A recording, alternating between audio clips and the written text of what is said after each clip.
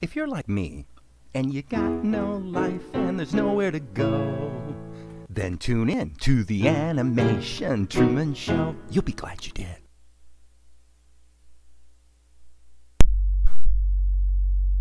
Microphone is on.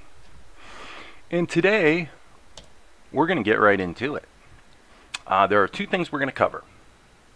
Gradients and kind of an alternative to a rigged approach, like we talked about yesterday. So, before we get into the rigging stuff, let's talk about gradients. Hey, Ashna. So, on the Discord, this has been a bit of a discussion, and so here's the Discord server, and here under General. And by the way, if you're not on my Discord server or not invited, just look at the description in this video. All my most recent videos have a link that's like a permalink invite, so you can join the Discord server. Discord server, I should say.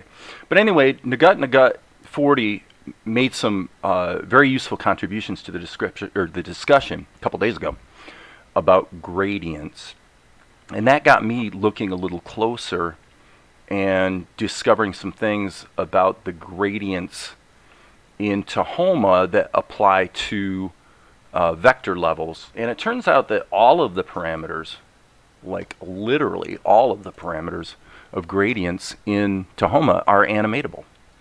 So I figured I'd kind of show you what some of the options are. Okay, so we'll just cover that quickly and then we'll get on to animation. If you're curious, I'm going to have to close this. Obviously, my little jingle. If you're curious about the animation part that we'll get to, it's going to be based on this little animation here, where we have a rat character ostensibly kicking in a door. And this was an interesting exercise because other than the first couple frames where I sort of stretched his foot out, other than that, there's only one drawing here. And so, again, for me, this kind of is the sweet spot between a complete full-blown hand-drawn animation approach, which requires a lot of ink and paint, because you have to ink and paint every frame, versus a fully rigged approach where you have tons and tons of preparation and building up the infrastructure of your character rigs before you can actually get to the creative process of telling your story. So this methodology, which only took about, gosh, the whole thing took like 20 minutes. This kind of, for me, finds the sweet spot between those two. So we'll get to that. But first, let's talk about gradients. Hey, Tom Doing Art. Glad to see you're here. You're here early today. Love it. Okay. The first thing I want to say is that if you're accustomed to using smart raster levels, okay, so let's create a closed shape and fill it. There really is no way to do gradients within a smart raster level, or what OpenTunes calls a tunes raster level. It's a little misleading because if you go to the vector tab here, you can actually select a gradient, but if you go ahead and fill the shape, it doesn't actually work. So it appears that it might work, but it doesn't. So something to be aware of. And that makes sense. These are vector effects, and if I get to it, I'll show you a way that you actually could make a vector-based gradient map into a smart raster level, because you actually can do it through the schematic with an effect, but we'll get there.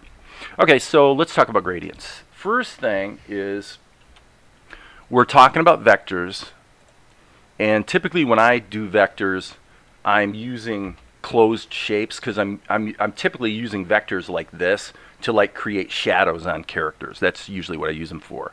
And then what I typically do is just turn down the opacity of the vector level, and then that basically becomes my character's shadow.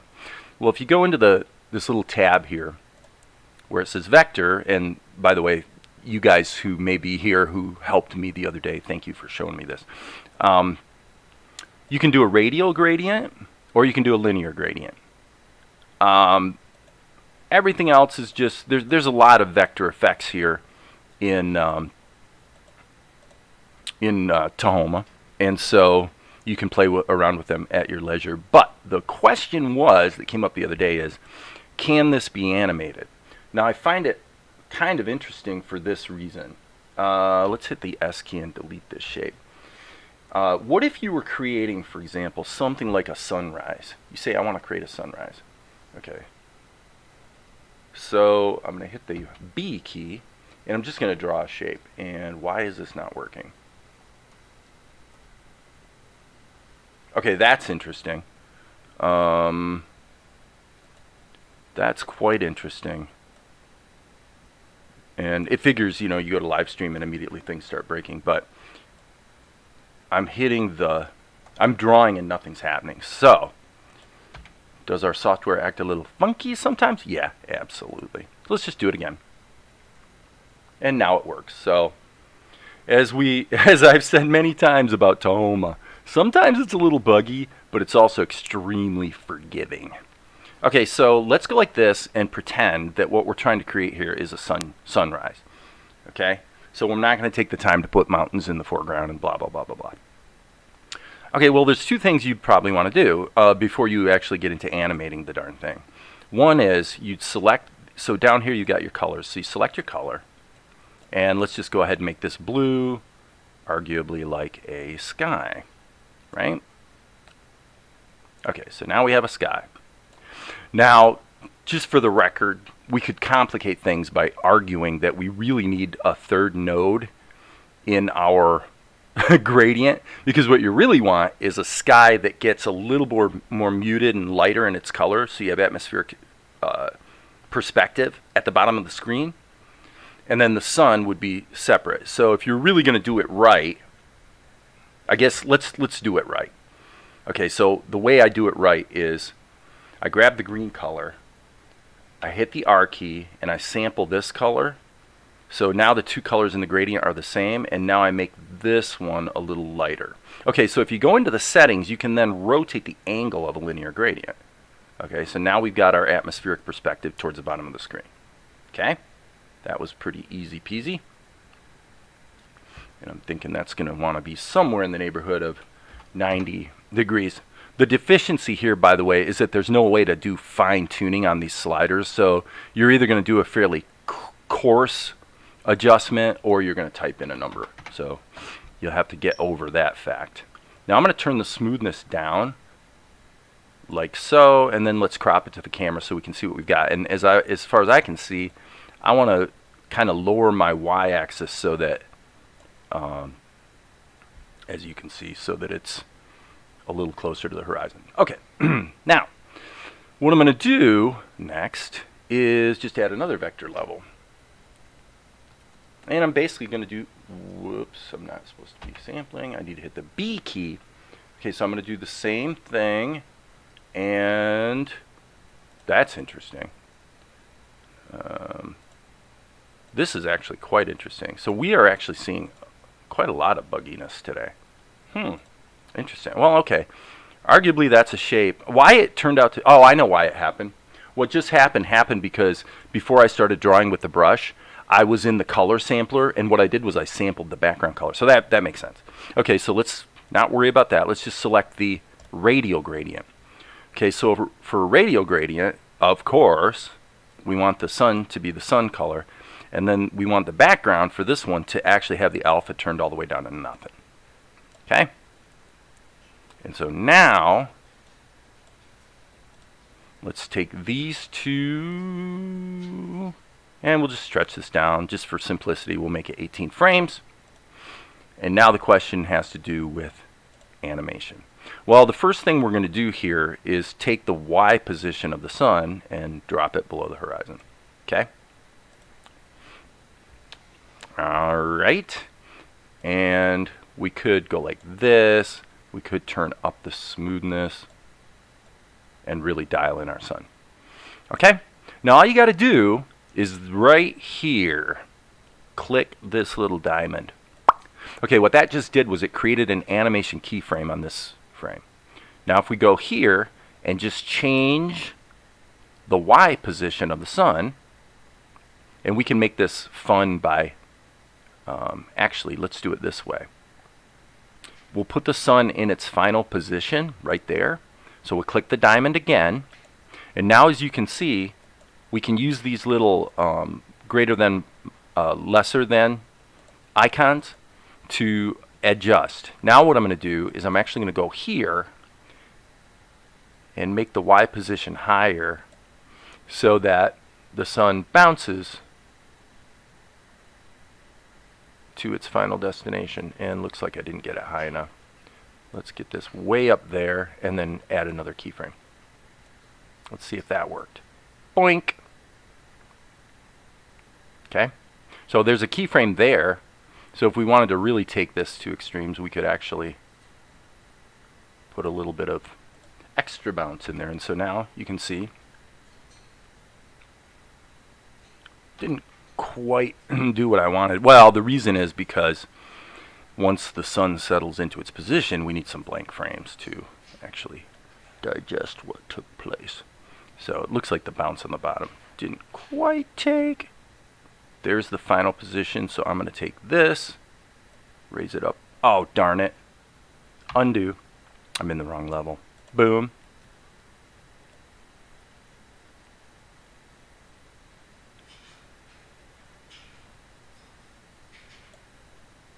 And, okay, so this is definitely interesting.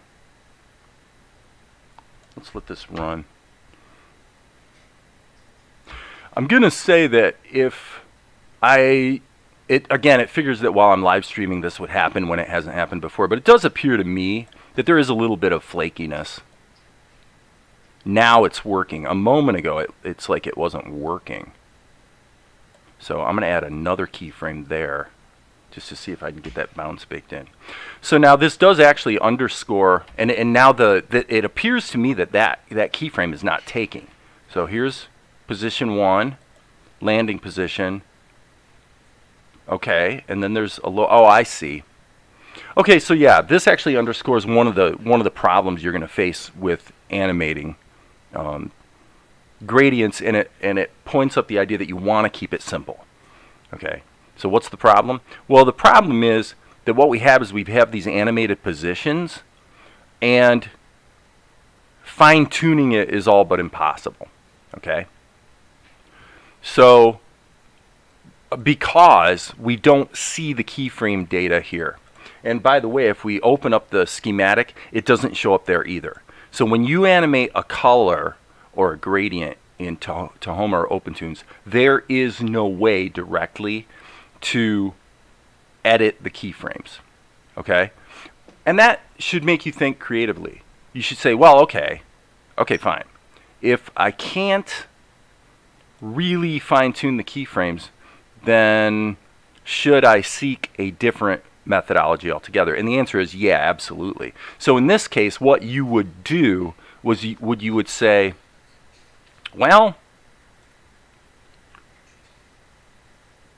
is there really any reason to animate the gradient here as opposed to hitting the animate tool and just animating the position of the sun, which actually allows me then to have complete control of the animation keyframes, like so, right? Boink. And then you can also control the easing and everything else. So the basic mindset is animate gradients if you really need to, but if there's another way to do it that's simpler, you're probably better off to do so, okay? So, but at least now we know that we can do it. And all of these parameters are animatable. So as obnoxious as it might be, if I wanted to go down here and change the angle of the sky like this, as you can see, and we need to reset it, like we'll just go back to here, so you can see that everything about gradients turns out to be animatable. Okay, so there you go. Use it or not as the case may be. Now I'm gonna just go ahead and kind of start clean here. So now a question that comes up is, how might you use a gradient on a smart raster level? Okay, so let's just look at what you might do. Okay, and again, I'll I'll just draw a simple character who's very happy. And again, there's a million ways to do, I mean, typically, I shouldn't say a million, but there's usually multiple ways to do anything in Tahoma. And so this is just kind of unlocking maybe the possibilities of what can be done with gradients. So the question would become, well, how do I put a gradient on this guy? There's many ways you could accomplish it. But let's say we're sticking with using gradients. So let's add a vector level and draw a shape over top of him, and then switch it to a linear gradient, and we'll just make it, let's say we're using this for shading, okay? So what I would think here is we probably want to make this actually transparent, and we want to make the green a really dark color.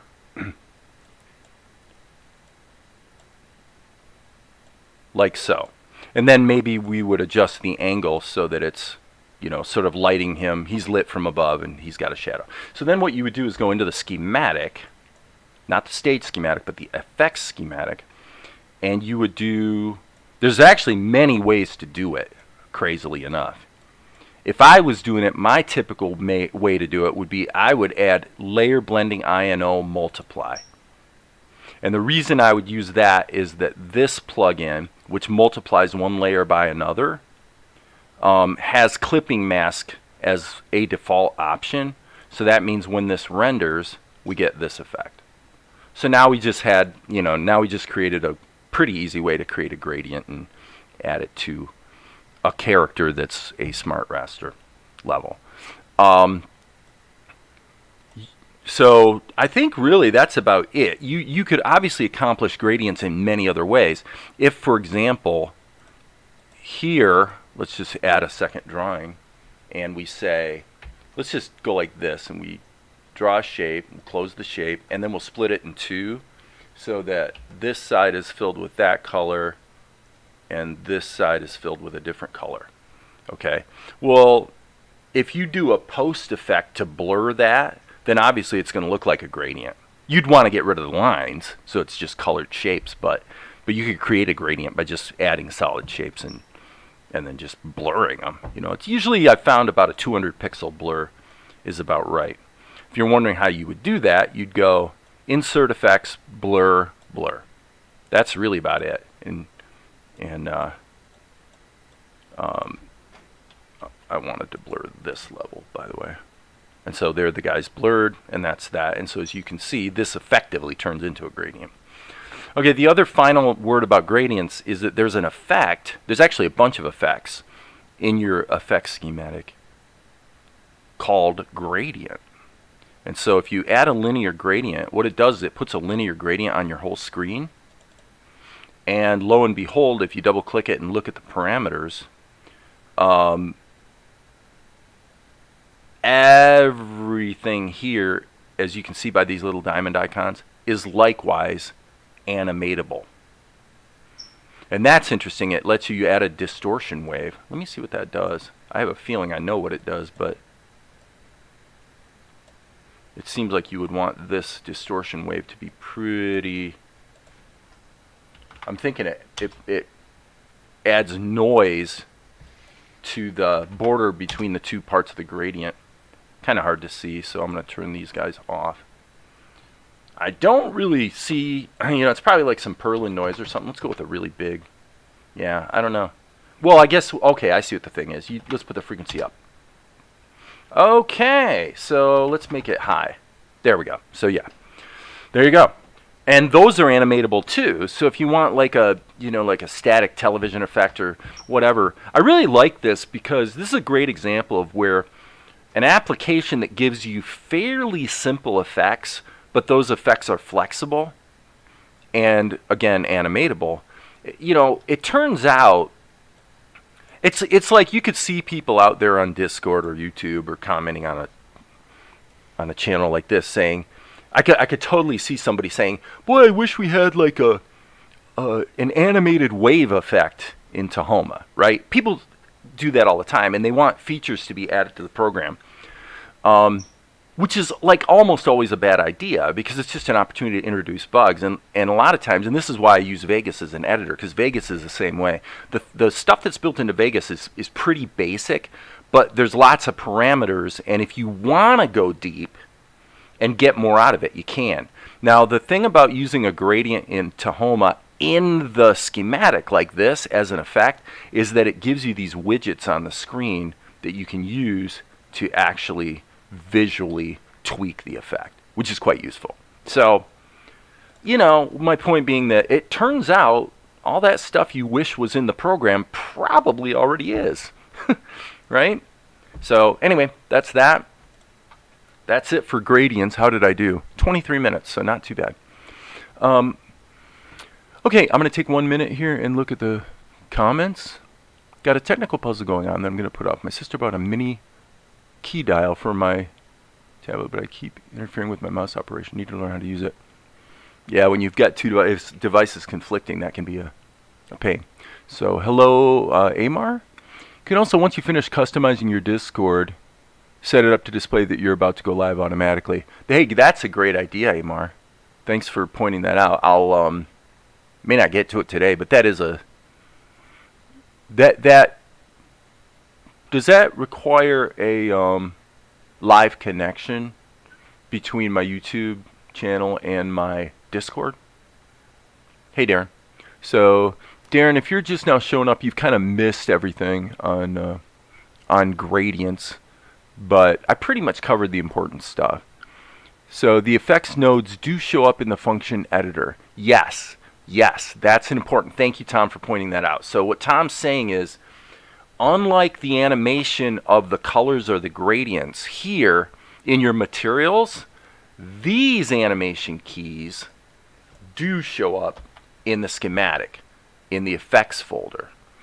That's really important to note, because if you're going to use the effect that I showed here, where I multiplied the gradient by my smart raster level in order to add the gradient to the colors, and I'm going to go ahead and take the blur out so it's a little clearer. Okay, so here we've got this gradient here that's in a vector level, and this gradient is being multiplied by the smart raster level with the clipping mask turned on. If I turn the clipping mask off, and as I mentioned before, there's multiple ways to do this. You also could use the effect of matte in, and I'm not going to show how to use those now. I think Darren does a really good job of covering them in other videos, and if you look for it, you'll probably find it. Okay, I don't usually use matte in or matte out. I usually use multiply. It's really just a preference thing. But what Tom's pointing out is really important, because if you were going to want to animate this gradient right here, then there's a simple solution. Instead of using a vector level with the gradient like I did here, let's just delete that, and let's take this effect gradient that I created and put that in there instead. Okay?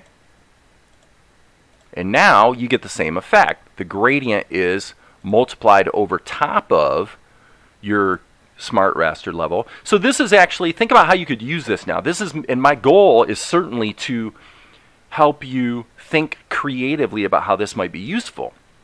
Well, I'm thinking right now, maybe I've got a character and there's like some sunlight shining through a window, and you know, there's some, this is not the greatest way to do it, but if you were going to have some sort of leaves dappling in the wind, or for some reason there's a shadow moving around through a window or something, you could have a cast shadow like that, and then have the ability to like totally animate the stuff. So I'm going to take these two levels right here and hit Alt, and then what you would do is start point. Yeah, I would just animate these visually. So these are set to animate, it looks like. Right? So now if I just go down to here and move these, I don't know if it's going to create an animation key or not. I think I have to click here in order for that animation key to take. So it looks like it is animating. The downside with this methodology is you can't see it until you're in rendered preview mode. So everything sort of comes with a plus and a minus. All right, so maybe that'll get some creative juices flowing and help you guys think of interesting ideas that you can use. I prefer not using effects in my 2D animation program. I prefer to focus on doing 2D animation well. Well, that's certainly a powerful philosophical vantage point from which to approach your projects. No problem. I think making sure the UI animation tools and program is stable. Well, and that's kind of what I was talking about effects that are pretty simple. In other words, if you wanted the simplest way to do the kinds of things I'm showing here, you would just take a still image that you created in Krita or something, cut and paste it into another level, and then just multiply that by your character. And now you could literally have the effects of, light dappling through the leaves of trees and stuff like that. So you can go as deep or as shallow as you want.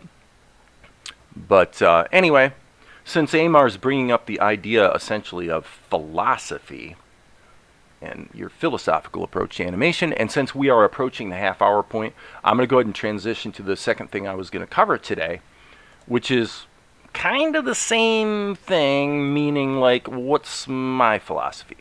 Let's look at what we did yesterday, because what I'm going to show today is really an alternative approach that works better for me.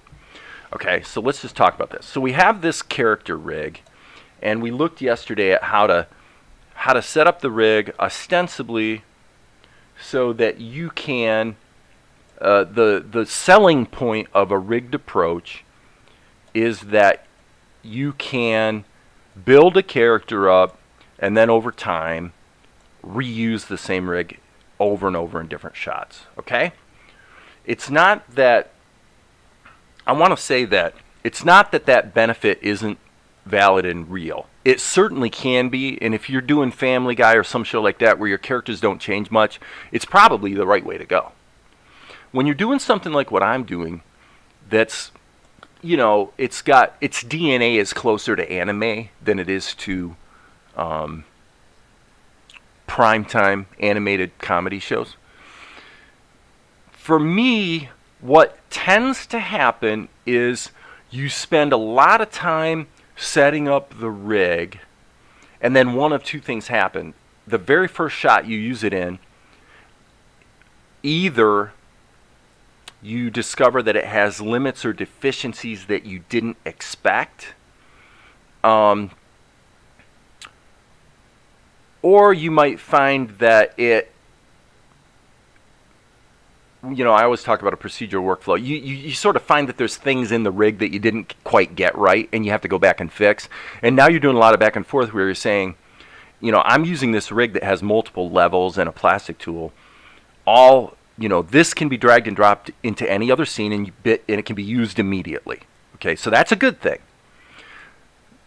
And the ability to go into this file and change or improve things, which I did a couple times yesterday. I fixed her eye, for example. And then have those changes propagate into other scenes where you use the rig, that's a benefit too. So there's real benefits to a rigging-based approach. But again, for me, how often am I going to run into shots like this one? Okay, so I started out, I actually did this all on my laptop too, so those of you who have, like Goswami, who has a really underpowered computer, let me say, this that you see right here was done on a laptop that is the least powerful laptop possible. It's got a Pentium chip. It was a $300 laptop 8 years ago. It was the cheapest laptop they had at Best Buy 8 years ago. I'm still using it, and this animation was done in that. So anyway, I had Secret of Nim playing in the background, and so I started drawing rats. I'm like drawing a couple of rats. I thought, okay, let's just do this animation thing. And I came up with this concept. I said, okay, so this rat kind of, it's like an old rat sort of kicking in a door. Open the door. So there's nothing that I know of in The Secret of Nim that is equivalent to this shot. It's just kind of inspired by the rats and the old woman character in Secret of Nim, who's got kind of a big booty like this character. I looked up at the screen and I saw that and I'm like, okay, I'll draw a character that's something like that. But again, the interesting thing about this is that there was only one drawing after I got through, like I look at his left foot. Okay, so you see a change in the drawing there. But once you get to the third drawing,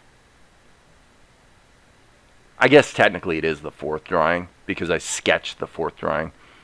But most of this is all a single drawing.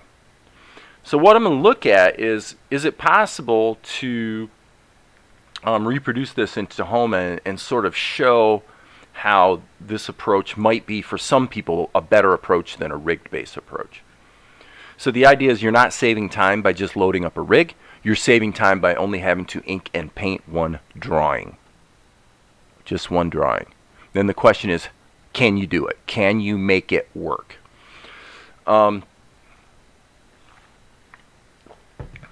Let's find out. I will say this. This was essentially broken up into three pieces. You had the arm, the head, and the body. Okay. So we'll just look at the breakdown here. So this was the first thing I was animating, and once I had my single drawing, it was really just tilt the body and adjust the foot that's going to do the kick. So when you look at it here, you can see it looks pretty crude, actually. All right, and then in my process, it wasn't the head, it was actually the arm. So then I'm thinking, well, what would the arm do? What would the arm do in response to that action? Okay, so what I did was I actually just drew the cane and the hand holding the cane, and I did not draw the arm. So I drew the cane, and then the way I did it in Krita was I added a transform mask. So I set the center point of this layer down here at the bottom so that it would pivot on the floor. It would just pivot back and forth this way. Okay, so then what I did was I animated this with a transform mask, and then I just baked it in. And then I hand drew the elbow starting with, you can see I drew a dot right there. So the idea is, well, if somebody was kicking in a door, what would their hand do if they were leaning on a cane? Well, they would squeeze in when they're ready to make the kick, right? And then they would recoil in the opposite direction of the kick.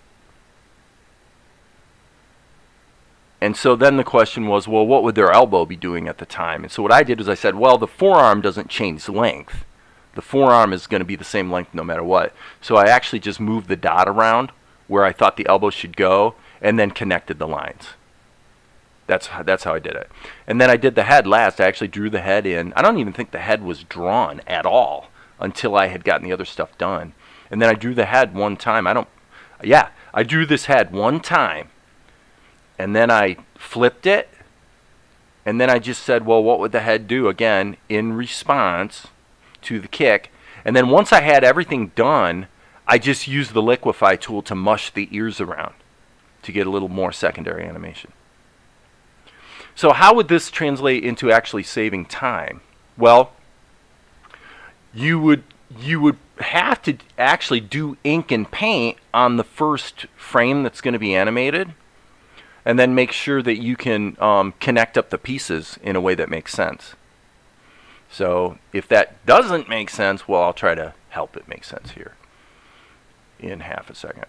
So we really have two choices. I'm actually going to take a vote. So there's a few people watching. I'm going to ask you guys, let's take a vote.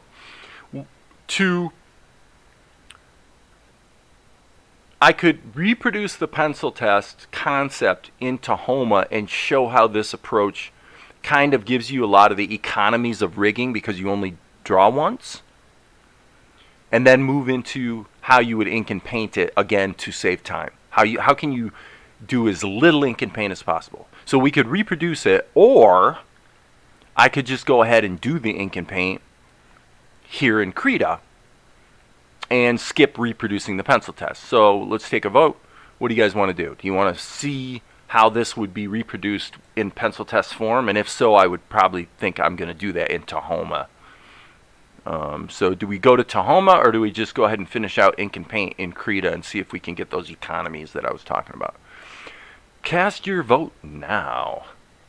And I will look at the votes here in half a second, since there's only a few people watching. Obviously, there's not going to be very many votes.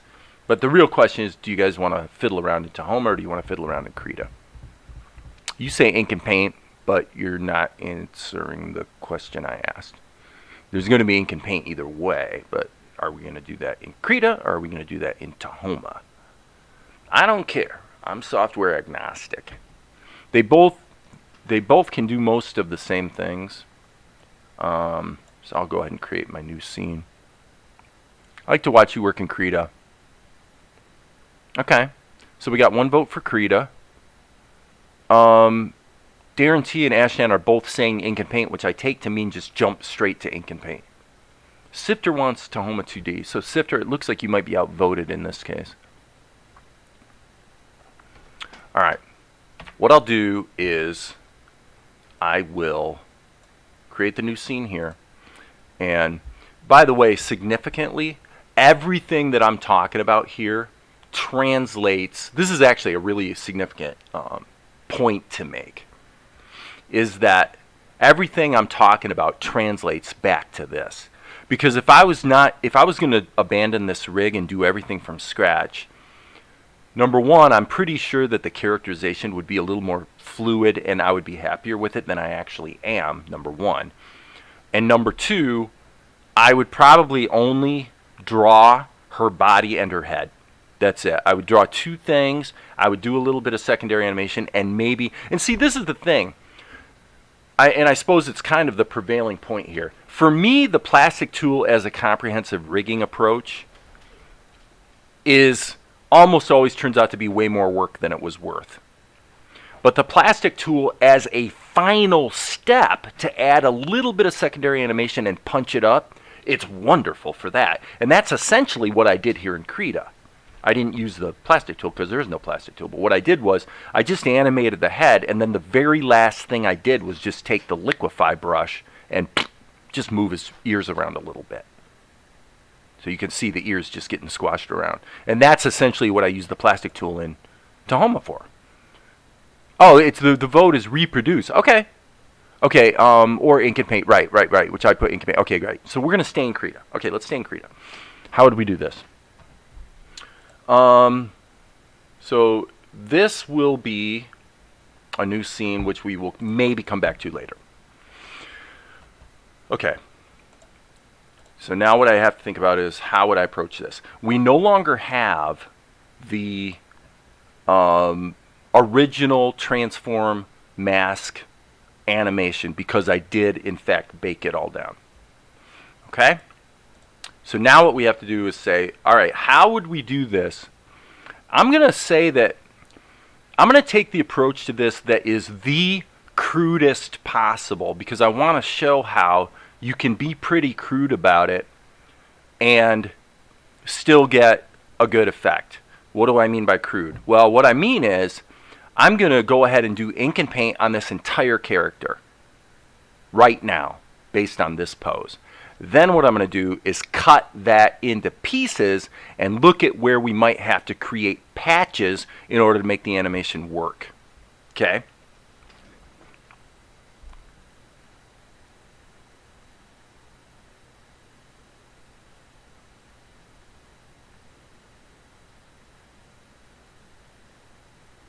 I'm looking at Amar's comments.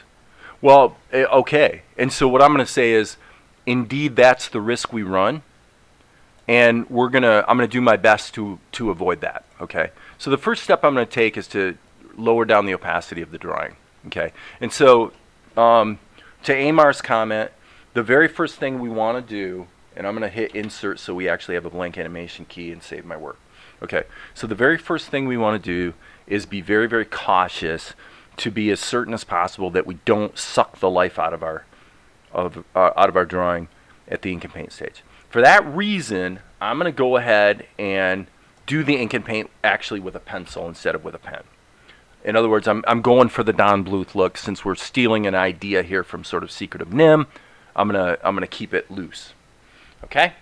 So with that in mind, let's use Okay, I need to hit undo twice because I think I inserted a white line there. All right, so let's go ahead and just kind of keep it loose. So if you're going to keep it loose, usually the variable or the deal buster has to do with you're doing these sketchy little lines, and what can happen is you don't close your shapes, and then you wind up struggling at the fill stage. So that's very much a real risk. So let's be careful about that. All right, so he's got to have some kind of garment, so I'm going to go ahead and just add a collar here, like so. And then, since it's a mouse, I'm going to assume that he wears a shirt and not pants, because that just seems to be normally what we expect with cartoon animals, right? Okay. So I like that you made that comment, Amar, because I'm going to look at that as my challenge. That's my challenge here today, is to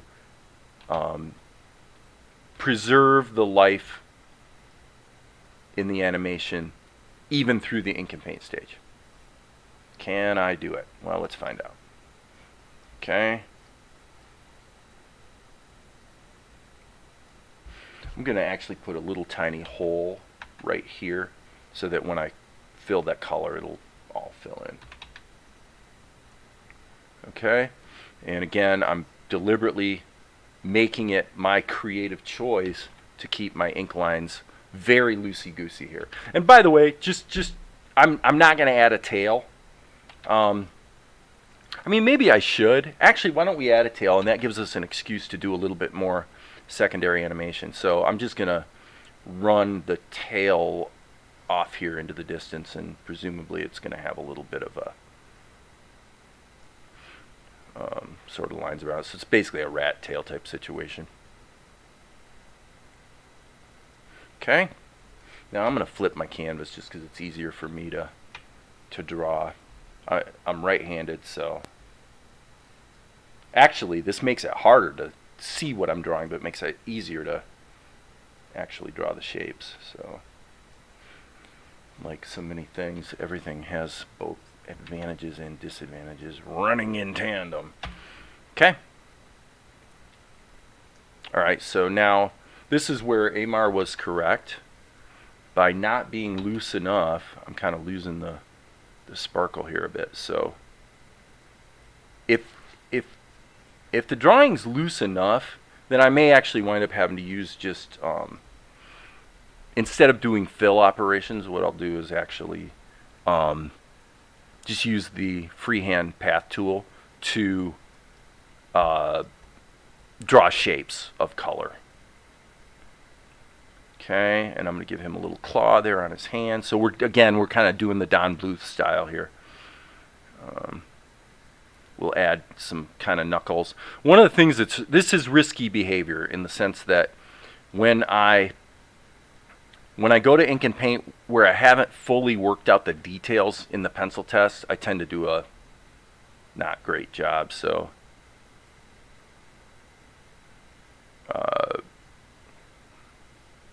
usually you pretty much want to get the details figured out in the pencil test. Not strictly necessary, but I think probably for most people most of the time, it's good policy. Okay, and notably, we never do see this guy's left arm. Okay, so now I'm going to look at the comments real quick. We've got a basic ink job here.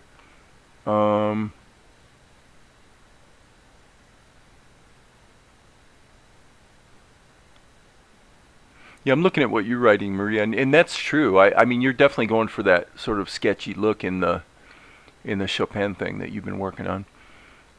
The alpha lock in tahoma to be a nice... Okay, so just to be clear, somebody help me out here. The alpha lock, we've always had alpha lock on raster levels with the My paintbrushes. Okay, so I would like to just get a little bit of clarity here real quick, if you guys don't mind.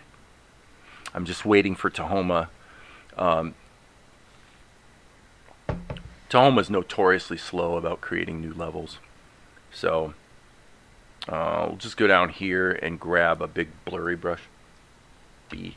Okay, so my quick question is, we have lock alpha here. So if I change my color, as you can see, so that's always been present in the my paintbrushes. Is there an alpha lock in like Smart Raster now or something? So you are inking and paint the garment and tail in. Wouldn't this be better mapped out in the pencil test to avoid issues and work out all the secondary animations?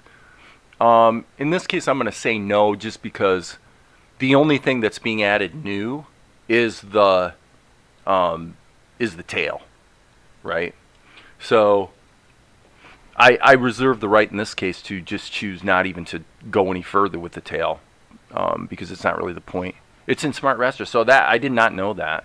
So if I hit the B key and create a shape and then fill it, is this... Okay, I'm in version 1.2. Is there a 1.3 out now or something? There must be a 1.3. So alpha lock, definitely kind of useful.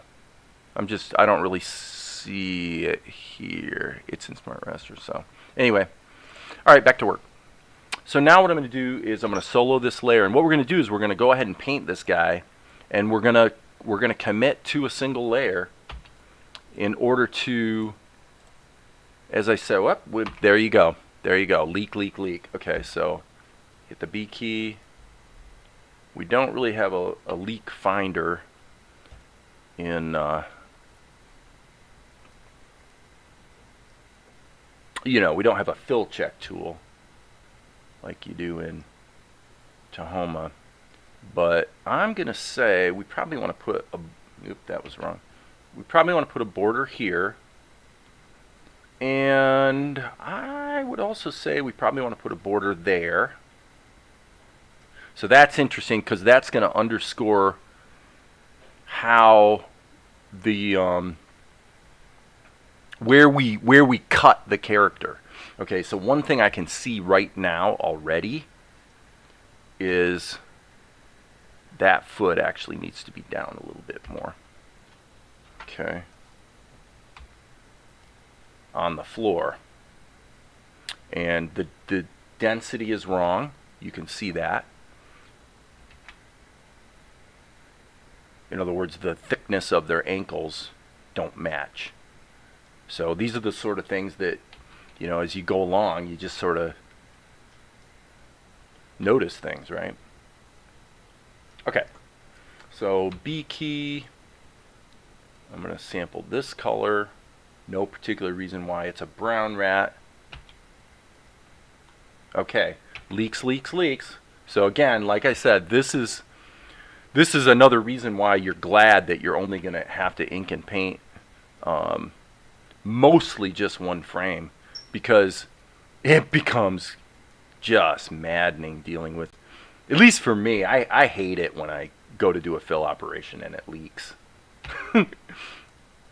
Whoops. That's one of my leastest favorite things. We don't want to be in erase mode, silly goose. Okay, there we go. All right, so there's that, and then we're going to go with a little more flesh tony color here. I guess we'll call the hands that same color. I'm going to hit the G key so I can actually just draw some shapes. Deal with it that way. Gives me a little more precision. I want this to be in raw mode, by the way. I'm not going to bother with giving the fingernails a separate color. I think what we'll do is we'll give this a little darker color, and then just for fun we'll pretend that the cane is, whoops, that's not what I wanted to do. Kind of a golden cane. Now in terms of saving yourself just all kinds of time, there is the point to be made here that, I don't like that, that's too saturated. There is the point to be made that if you're going to do shadows, there's really no way of getting around the fact that you're still going to have to do a shadow pass. Because if the character's moving around, obviously the way the shadows cast on the character is going to change.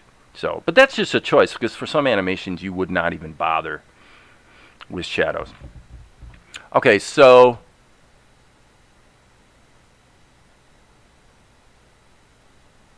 Darren says you have to use a My Paintbrush for alpha lock. Oh, I see. Well, is it not the case then that so we've had the ability to use My Paintbrushes here for a long time, and then I assume here if you're gonna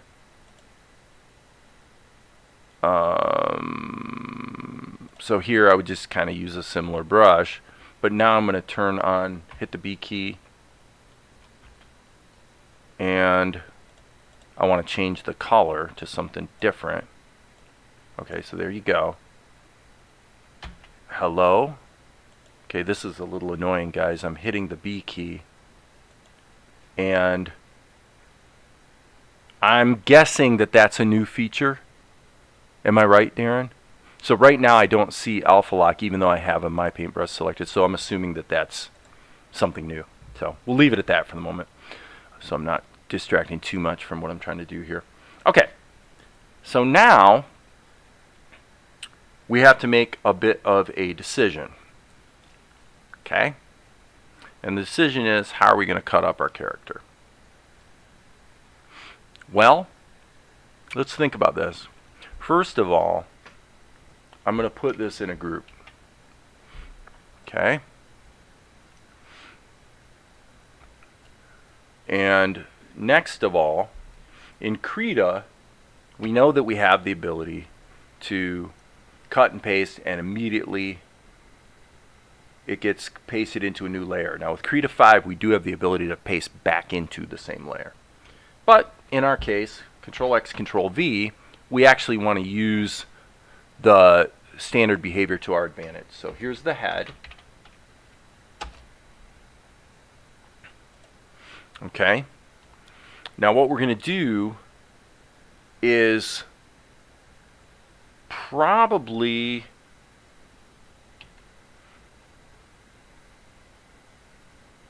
the angle of the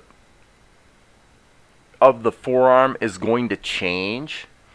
So my thinking in this case is to lock the hand and the okay. Let me just check something here. Okay, stop everything. It appears that that was a dud because I had this layer selected when I hit the selection, and I needed to have this layer selected so I can actually cut and paste. Okay, so we'll call this cane, and we'll call this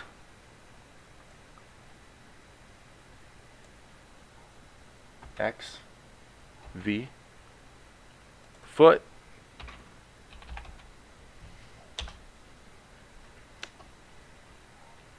Actually, strike that. I'm not going to do that. I'm going to leave the foot alone. This foot, hello, undo, undo, undo, undo. Okay. I'm going to actually do the foot manipulation within the one layer. Okay. We're going to have to, however, chop off the tail. And then again, well, that was silly. I guess I shouldn't have been using my mouse. XV. So the tail is going to be the last thing of concern.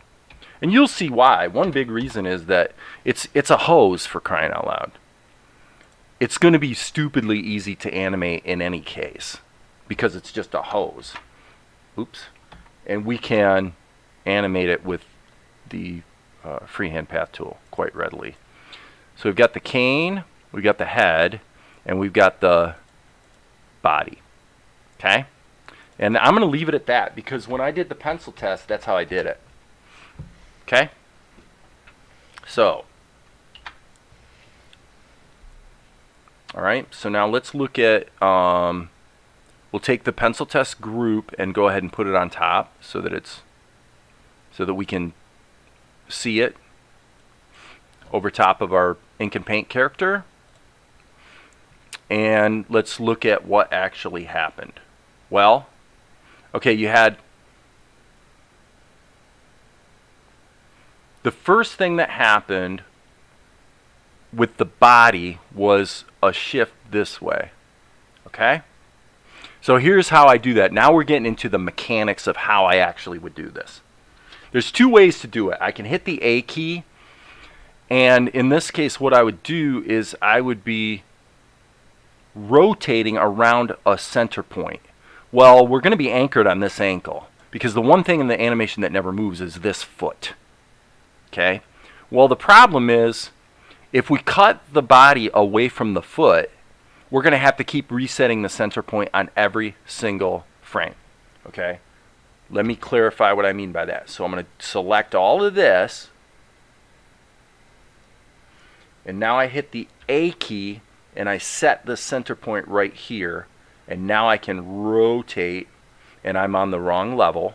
I'm sorry, my bad, this is embarrassing, but it's something I'm kind of notorious for, is being on the wrong layer. Okay, so now we've kind of matched that weight shift. As you can see, you're immediately going to be confused. This stuff is going to confuse us.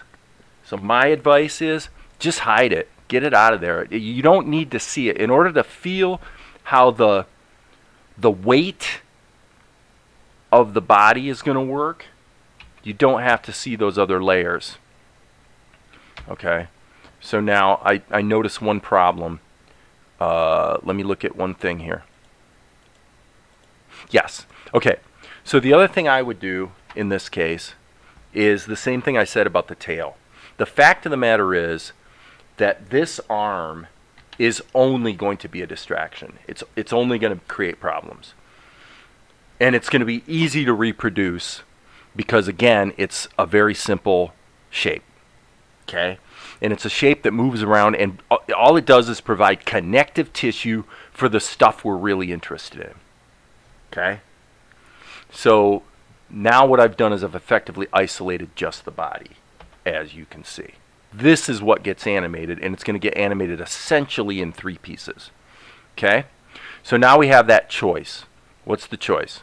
Well, the choice is we can set the center point every single time, which means I'm going to select everything except this, hit the A key, and then put the center point at the ankle. Okay? And now, and I have to redo it because of the... Now, that's not a particularly punitive thing to have to do. Okay, there it is. Done. Okay? Just checking something. Why, when I turn this off... Oh, I see the head is still on. I'm sorry. I'm like, why is the head reappearing? Okay. So when you go to finalize your animation, what you're going to notice is you're going to notice a little missing piece right here. Okay? Well, doing the brush work to fill in that little missing piece that's going to take you 10 seconds. You don't care about that. That literally doesn't matter. Okay? So we can continue to do what we're doing. In this case, again, I just set the center point, and now I need to get this weight shifted like this. And you can see that there's a little change. This is the one of the places where I actually did have a slight change in the drawing. So we have to deal with it. All right? So what I'm going to do is I'm going to make an appropriate cut here and just get that weight shift in there. Okay? I'm not particularly loving this part over here. So I'm going to accept that, and I'm going to go ahead and do a slight liquefy just on that part right there. Okay? I don't care about the gaps. The gaps do not matter yet.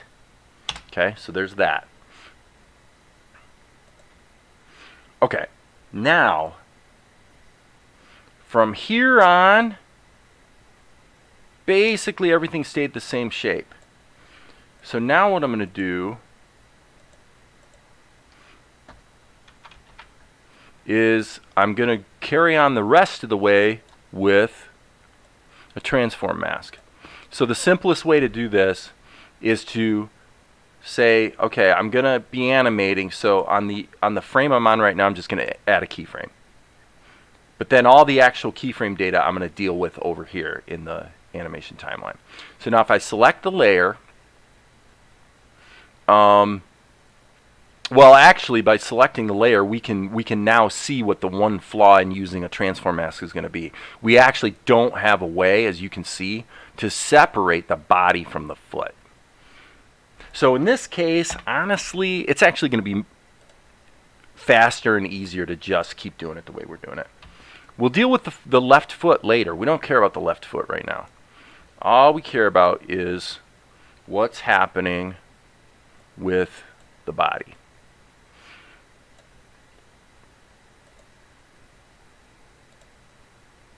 So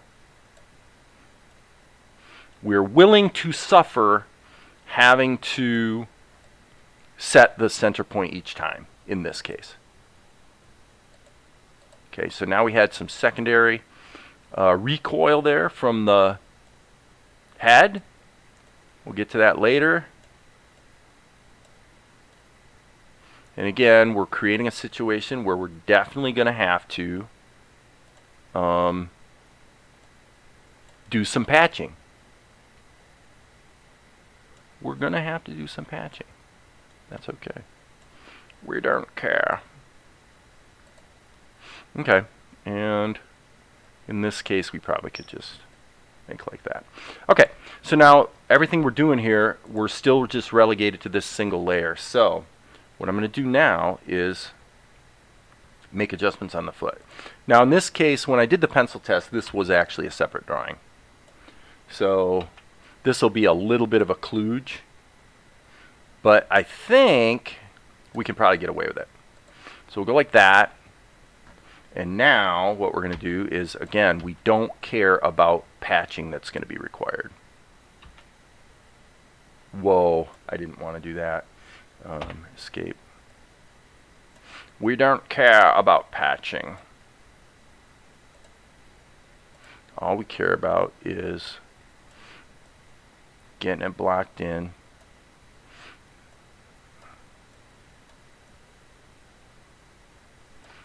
And we'll worry about cleaning it up later.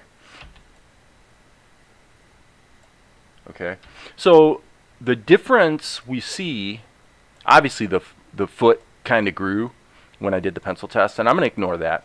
But the big thing we see here that's really important to note is that you can be pretty loosey-goosey and sloppy in a pencil test, and when you go to do ink and paint, you find out how loosey-goosey and sloppy you were. So that's just the way it goes.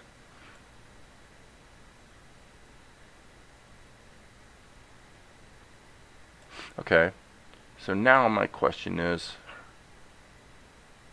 this is a little strange. I'm wondering if we have this frame, when we go to this frame, why a moment ago was it jumping back down? The foot is up. I'm going to save my work. Creed is acting a little flaky here.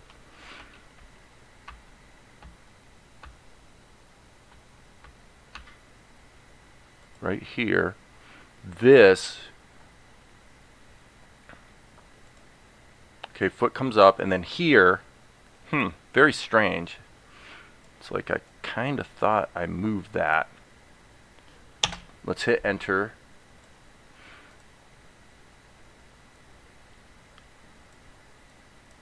So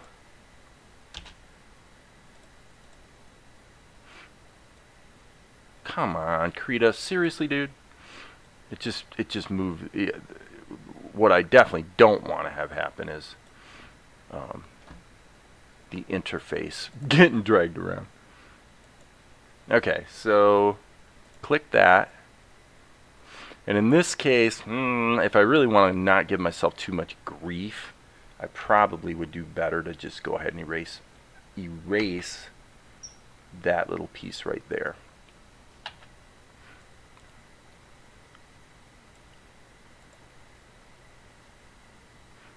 Boom. Okay, so S key, A,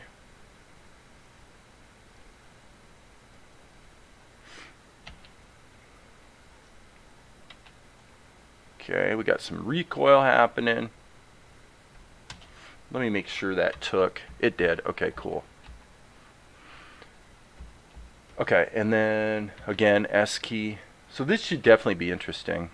Everything's sort of predicated on the idea that the ink and paint looks the way we wanted it to. Okay, so how long did that take? You know, that getting to this point, it took about a half an hour. Actually, it looks like from the length of the live stream, so not too bad. And Amar's doing the deep dive on apparently the idealized structure. I'm going to take the position at this point that I don't care about the idealized structure. Don't care. What I care about is, can I make it move okay, and can I make it look cool? The only part that I have a hard time with right now is right there. And that might be a problem, and it might now, but let's just watch what's about to take place here, okay? Stay with me, guys. Okay, I'm going to go here, and we're going to start fixing this. Okay, so the clock's running. Clock's running, baby.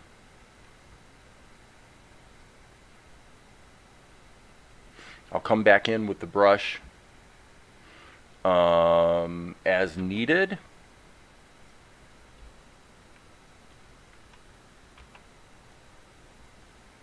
But again, I'm saying clock's running, clock's ticking, meaning, okay, G key. This is actually such a cool exercise because it forces me, I have to right now, I'm having to tell myself, move very, very slowly. Really move slow. Take your time. Because, and I want this to be in normal mode, not overlay, because I want to be able to put in a little bit of curvature there. Right? So we're going to have to go in and punch up the ink lines. But as I say, I have to really discipline myself here to slow way down. Because when you move slower, you actually get everything done faster. The fast way is, in fact, the slow way. Okay, so now in this case, I'm going to let a little bit of a knee. Okay, hold on, stop that. I think I'm going to go behind again. I'm going to let a little bit of a knee pop up there, and then we'll deal with that on the ink side here shortly. In other words, fixing the black lines. All right, let's just fix this. E key to erase. E key again to not erase. Sample the flesh tone. We are in normal mode, which means that's going to be a problem. Back to behind mode. There's that. Flesh tone. Flesh tone.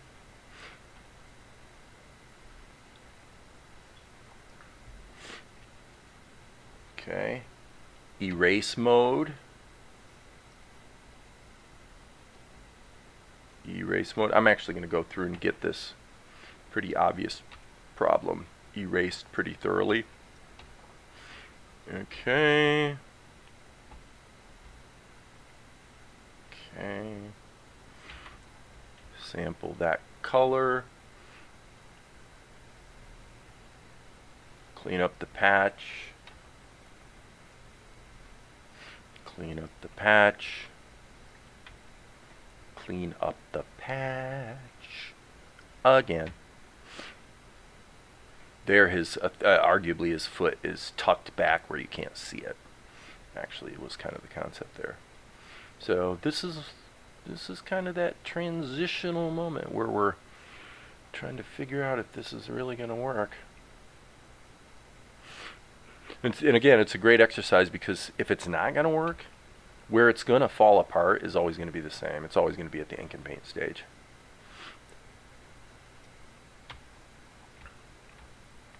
Okay, right there. That feels a little off to me. And this is where you want to be a little critical. I'm going to go ahead and let the... Yeah, that makes more sense. Boom. That drawing might wind up getting changed. Well, maybe not, because it does flow right into that crunched up. Okay, we'll see. We'll see how it flows. Okay, and boom. Boom. So I feel like there might be one. My suspicion is, let me see, the body moves a little bit there. Yeah. My suspicion is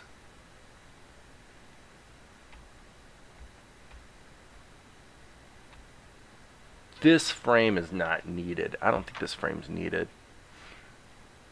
Let me look at how this is flowing so far. Boom. Okay, yeah, it definitely seems like...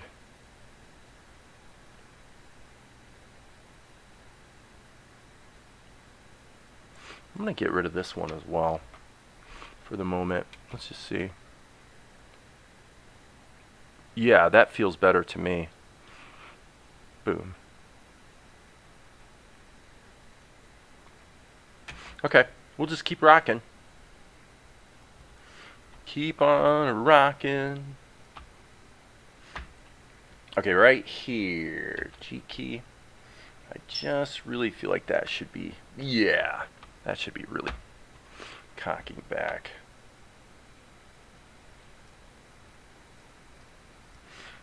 So, well, it's a good example of where once you get to that ink and paint stage, sometimes new creative ideas start flowing. I'm not getting this. This is way too pointy. Okay, so here, problem. This is where I want to improve it a little bit. I'm going to go ahead and select all of this. And I feel like I want to go ahead and go back one more notch here with the weight. So that may affect everything.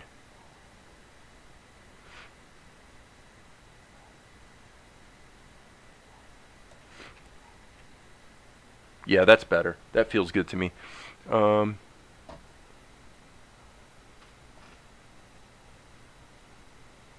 would also, if you're using OBS, add a CTA on the bottom left or bottom right of your stream. CTA.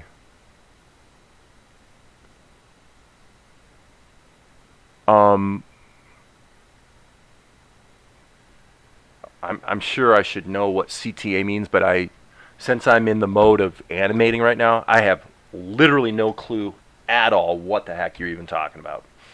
So you might want to specify CTA. I don't even know what that is. Don't have a clue. Don't have a clue what CTA is. What does it mean? I just don't know.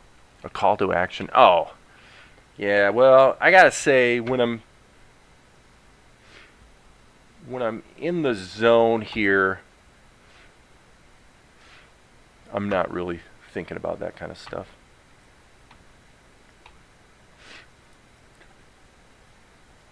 Little bit of stretch, little bit of stretch, little bit of stretch.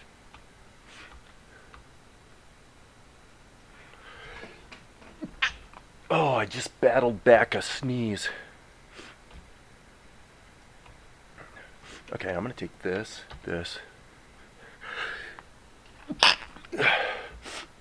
I really don't have COVID, people.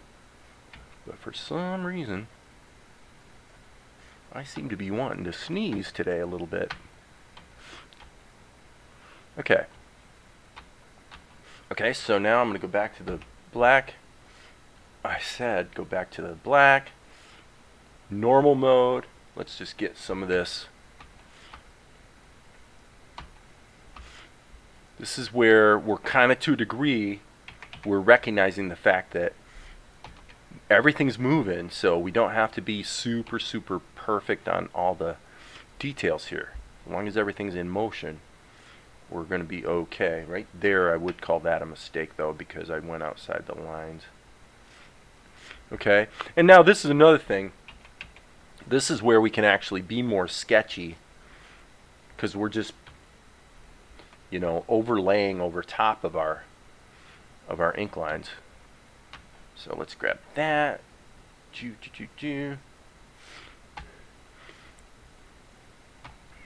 Yeah, I kind of like that. So it's nice being able to just paint over top of it. And now we can kind of be as sketchy as we want. And really, that's probably a little too much of a good thing. Let me curve or rotate my screen so that I can actually get a clean pencil line there. 5 key. In Krita, that's how you deactivate screen rotation. Reverse it, turn it off, whatever.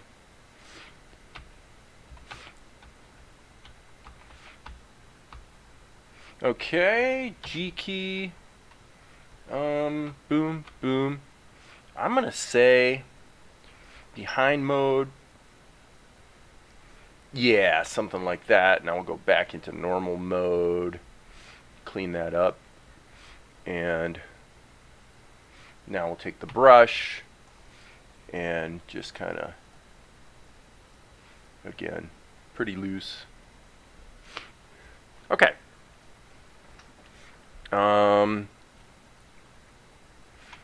If you're really feeling frisky, don't even bother with the freehand path tool. Just use your brush and scribble. You know, you can sure do that. Just have fun. Because you know what, guys? When we're scribbling, we're always having fun. Aren't we? Okay, so let me just fix this up a bit. A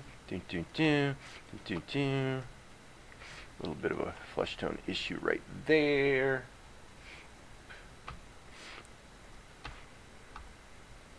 Boop boop boo, boop doo boo, boop doo boo boo, doop doo. Okay, now a little cleanup operation. GE.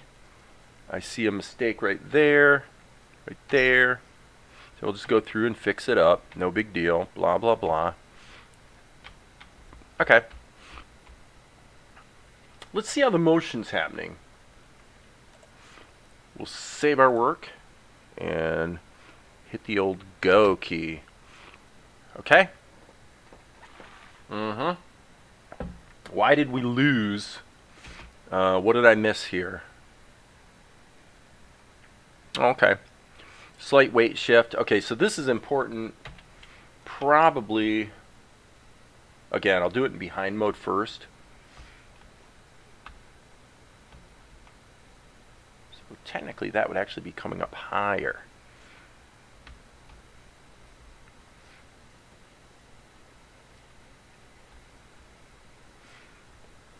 I think S key A, I feel like I want that to be a little more jacked up like that. Little recoil thing going on. Okay, go in, clean up. We don't want to be in behind mode. Thank you very much. I really need to set up some hotkeys for that because it can be a real distraction to. It's like having leaks in a fill operation. You know, when you're constantly finding you go to do something and you're in the wrong blend mode, it can get a little annoying for sure. A little annoying for sure. Just a little. Hello. That's supposed to be black. Okay. Okay, so again, we're not going to worry about the tail yet.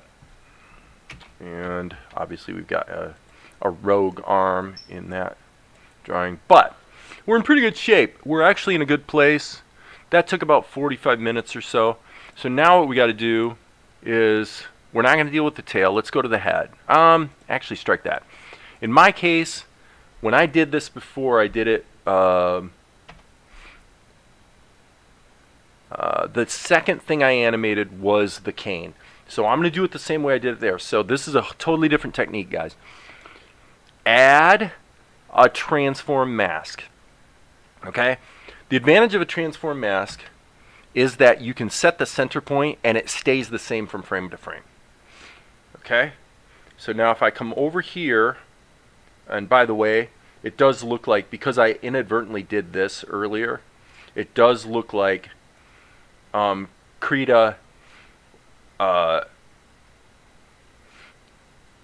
we have an interface disaster on our hands right now because of this is a long-standing problem with Krita. It's really not a problem with Krita, it's a problem with Qt, the underlying code library. We can maybe fix this. Jeez. Oh boy.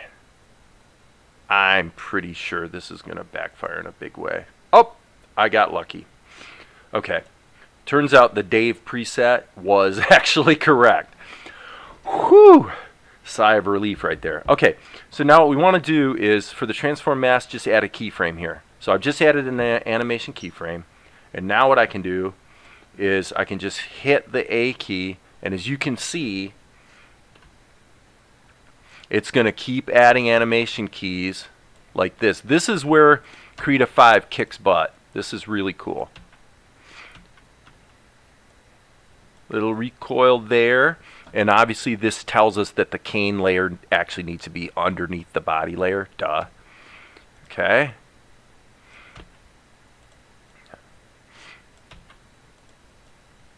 Okay, so now getting that done was that quick. That took 1 minute. And as you can see when I play it back, I'll hit the save button first. And then when we play it back, you'll see. Look at that. Now the only problem is there's a blank area where we're getting interpolation going on. So right here, what we really want is, and where the heck are my keys? I don't even see the key data. Rather than struggle with the keyframe interpolation curve editor, which as you can see is gonna be a, well, there they are. Okay. But I will say, what I was going to say is, rather than fight with this, because we could take the position and rotation keys here, and we could set them to a hold. Like for the interpolation, let me see here, hold constant. But frankly, I almost never do holds that way. Because it's true in Tahoma too that the editing of keyframe data is always a pain in the butt. It's way easier to just come over here, grab this key, because you can see it's interpolating from here to here. We're not looking at the body, we're looking at this. Okay? So we get this animation and then it drifts smoothly to here. Well, that's really not what we want. So what you do is, it's very simple. Just grab the key, click here, hit Control, and just drag a copy, so that you're interpolating from a position to the same position. No big deal. Sorry for sniffing, by the way, guys. All right, so now I'm going to take the cane and put it below the body. And then when I hit the play button, you'll see that the... Okay. Really? Easy peasy. Okay, so now let's take a look at the... I guess we'll deal with the head first. Not the tail, the head. We'll just deal with the head, so that we can just see how this goes. I'm going to use a transform mask here as well. On the body, by the way, or I'm sorry, on the cane, I'm going to go ahead and flatten the layer. So that's going to bake the animation into the frames themselves. And you can see now we have a sequence of animated frames. Great, no problem. So on the head, we're going to do the same thing. Add a transform mask. It just gives us the ability to set a center point, which here, of course, is going to be on the neck. And then the first step is always to go ahead and set one keyframe. That tells Krita that things are being animated here, and going forward, we want you to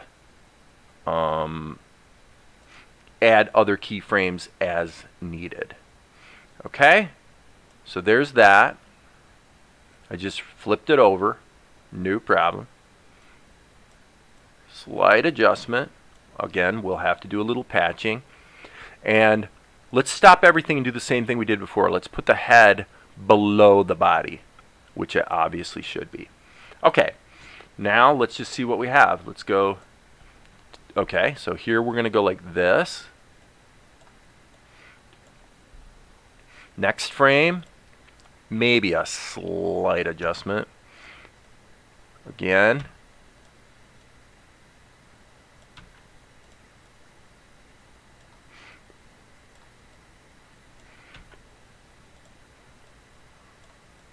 It's crunching all together. Getting ready to do that kick. Here we're going to obviously be adding plastic tool. So what we're seeing here is that if you get your ink correct, you can really get a lot done in a hurry by just animating the individual components of your art. Okay, so now that's basically it, right? I mean, we can watch it. Let's go ahead and watch it just to make sure. But I think what we're going to be able to do now is bake the animation in from the transform mask and then do the secondary animation. Yeah, there you go. Look at that. Let's turn the pencil test off to see what we really have. You know, not too bad. We got a few things we're going to have to patch. You know, and it's debatable. Let's go ahead and bake this down, but it's debatable whether the this is flattened layer. We're flattening the layer that bakes the animation into the pictures. Okay, now I'm going to go ahead and put it above the body, because truth of the matter is, this is a tricky situation, because what we really need is for the head sometimes to be in front and sometimes behind. So this is actually quite an added complication that it's kind of likely that you would have missed this at the pencil test stage, actually. Let's see. The way to deal with it would be this. Here's a big problem that has a pretty simple solution, actually. Okay? And the solution is duplicate the layer and put it both above and below the body, and then pick and choose what animation keys. Like here, it's behind. That looks good.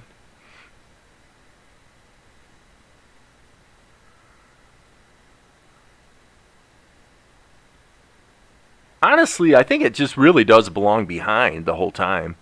So I'm going to leave it there. I'm just going to go with that. And we'll patch it by adding a little bit of collar action here on the frame by frame. Okay, so first of all, before we go any further though, let's deal with that secondary animation.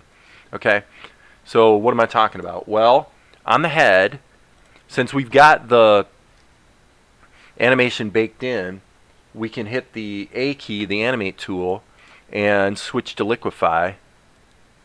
And we can just start adding those little touches of secondary animation as, you know, as we feel it. Here, I wanted to have some recoil on the ears.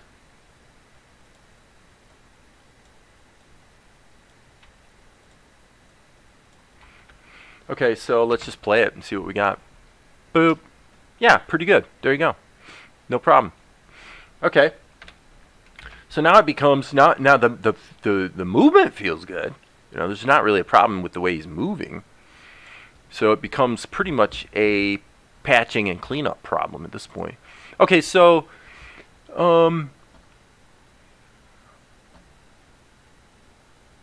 said, "Good day, sir." Oh, right.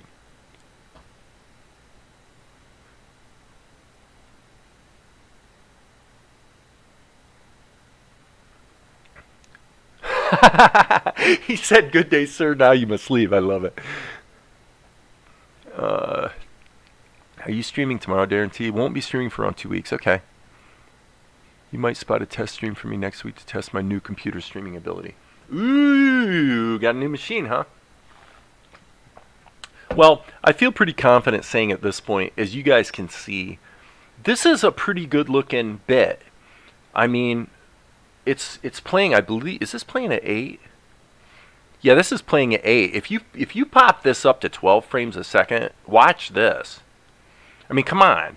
Is that or is that not going to cut into a movie okay? There's a few things still to fix. You can see that the shirt right there is in front, you know, yada, yada, yada, but come on. So we're going to have to deal with the sort of rubber hose animation of his arm, okay? So let's just keep having fun with this. I'm going to hit the G key, grab my brown color, and now let's find that little flaw right there. Boom, boom, and right there. Yep. And then it's kind of your discretion if you need to reinforce the lines. Basically, the rule for me is if everything's in motion, like this frame right here, you're not going to notice that this little line right there is missing. But here we've got a hold where we're landing on the, you know, we're landing on the motion, and it's going to be, the audience is going to be able to see it. So what I'm going to do here too, by the way, is I'm going to hit liquefy, and I'm just going to basically mush this a bit and kind of just dial this in a little nicer shape, I think. Yep. Okay. So that's feeling pretty good.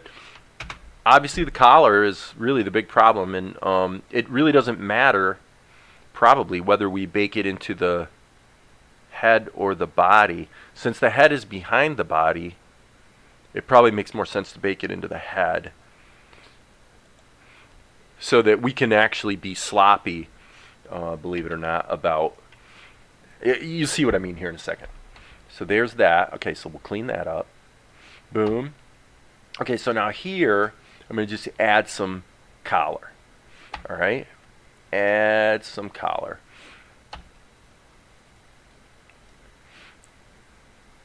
And because it's underneath the body layer, I don't really have to worry about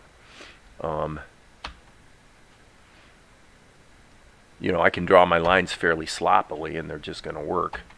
And then what we'll have to do is in the body layer, we'll go in and put the outlines that punch it up, make it look right. So there, I would say, okay, there it seemed to have changed volume, which is not good. Okay. Everything's moving around pretty fast, so we definitely have a lot of latitude. So let's hit the B key, and now what we're going to do, I would say that the top edge should probably be dealt with in the head layer, mainly because there are a couple blank keyframes in the body where the head keeps moving and the body doesn't. So since we have keys on every frame in the head, the more we do in the head layer, the better probably. But here, as you can see, if I add these little outlines, since it's behind, it's only actually showing up at the very edge. So I don't know if all that makes perfect sense for you guys, but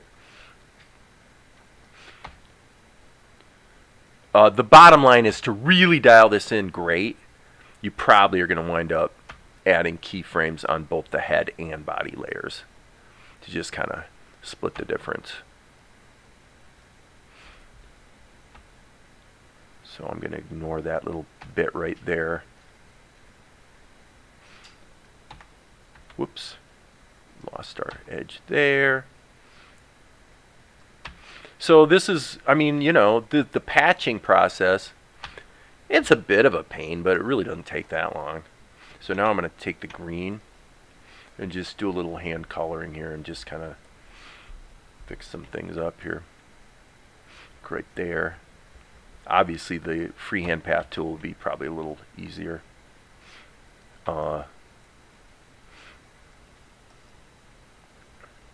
Just because you can draw a lasso, you can just lasso and draw a shape, you know.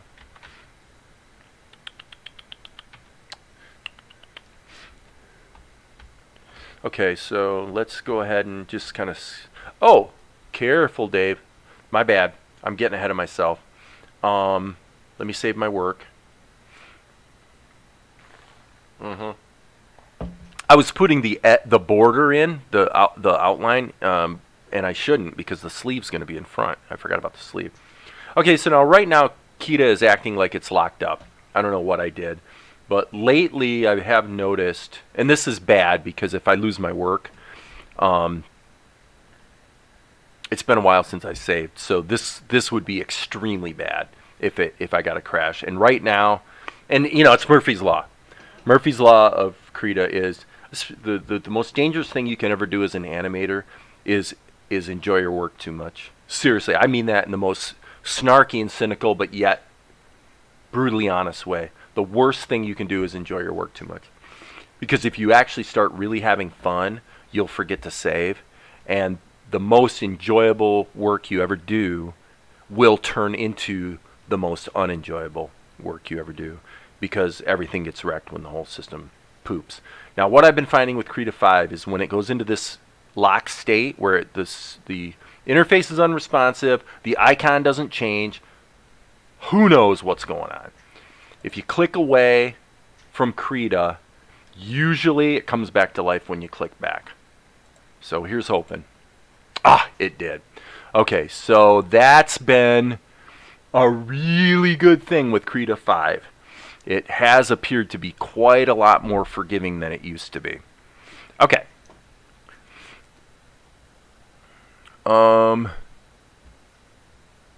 You know, and I probably, it probably hasn't been that long since I saved, but it has been a while. Okay, so what are we going to do? The cane has keys on every frame. Excuse me, sorry about that. I really apologize for sneezing in everybody's ear. I think the easiest solution is this. We're going to add a new level. Okay? And I'm going to just hit insert. I'm just going to go insert, insert. I'm going to put keys on every frame. Why am I doing that? Well, I'll tell you. You'll see right now. What I'm going to do, and this might backfire, but I'm going to hit the G key and sample the sleeve color. And then I'm going to go into my layer effects, layer style. And on this layer, I'm going to add a stroke. And the stroke is going to be probably 3 pixels, like that. Okay. Now watch this. This is where I have to be a little sensitive to what I did originally on the pencil test. Excuse me for sniffling. Okay. Now what I'm going to do is draw a shape like that. And as you can see, Krita just created the ink line for me. Okay? And because I'm not using any smoothing, it actually looks pretty good, right? So now I can just draw my shapes.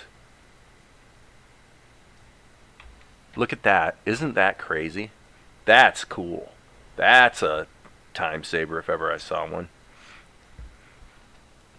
Isn't that wonderful? I did not expect that to go as well as it did, frankly. I'm a little gobsmacked. I feel like I got away with a dirty trick here. Okay, we got a little bit of a volume or size change there, but it's no big deal. What I can do is just erase this and then go hit the E key to get back out of erase mode and just redraw it. And each time I do it, Krita will just add the outline for me. This one feels a little off to me. So, yeah, that's one of those sort of killer features that probably most people don't even realize is there in the software. Sorry, I'm in erase mode. I didn't mean to be in erase mode, people. Now, this is only on the screen for one frame. And up, there it goes again. Darn it, darn it, darn it, darn it. Okay, so what has happened repeatedly now is I roll my mouse wheel. I'm just switching to tahoma in order to take the focus away from Krita. Yeah, what happens is for some reason you do get a bit of a lock condition rolling your mouse wheel to zoom the screen. If I hit Control spacebar I probably won't have that problem. So from now on, I'll try to remember to hit Control Spacebar instead of using the mouse wheel. Okay, so G key.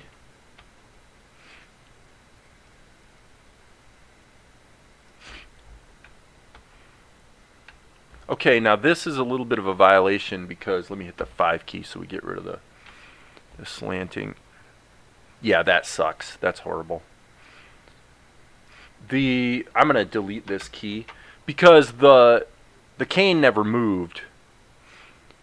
The cane never moved, so we don't want to have an animation key on the arm when the hand didn't move. There, we'll just be able to do that.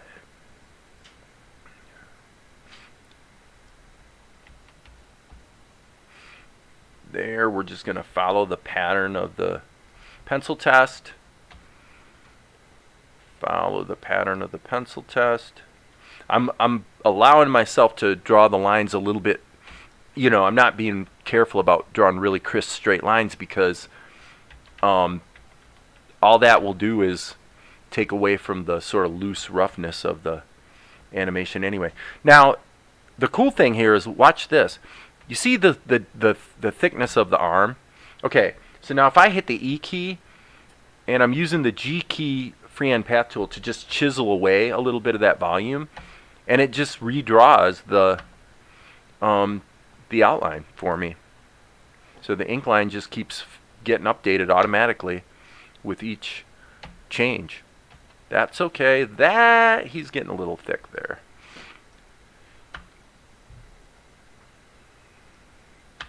There you go. Okay. And so now if I do the same thing I've been doing over and over, which is flatten the layer effect, and it is a little bit CPU intensive for some people probably to have those automatic outlines generated like that. So when you flatten the layer, those lines get baked in. So now we can turn off our pencil test.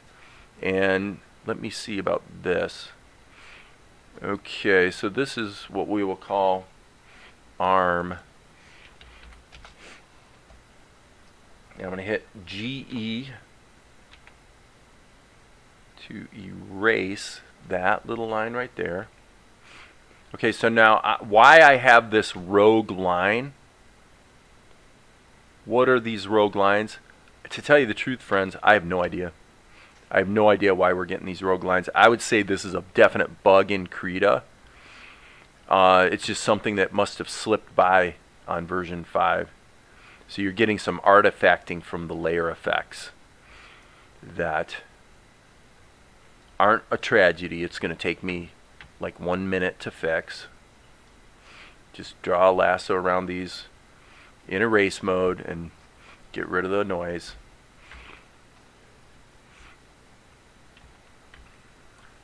And that's not needed. Okay, so now what I'm going to do is go into the body, sample this color, and then just clean out this border. I'm just going to clean out the border, and then I'll use my pencil to just tighten it back up again. Add a little bit of, wrinkles or whatever. Just so the idea is that it's more efficient and fun to just animate these shapes and then go in and clean things up.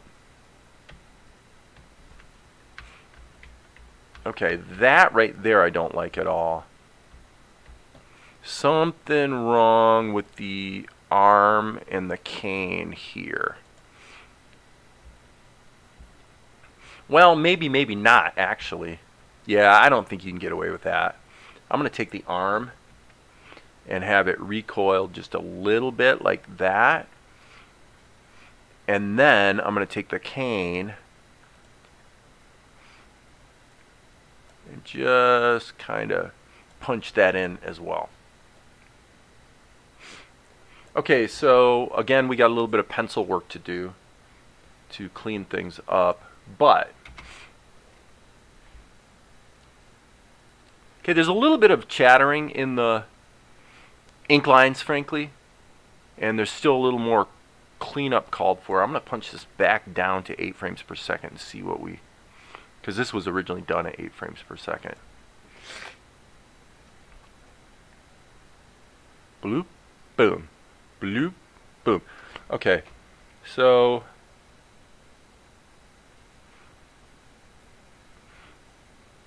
right there. That looks good. That looks not so good.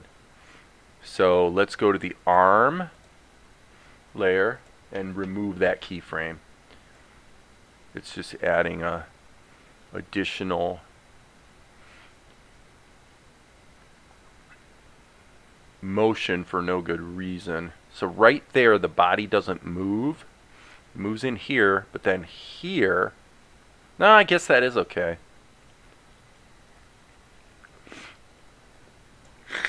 I don't know why I don't feel like I have a cold, and it's certainly not allergy season, but I am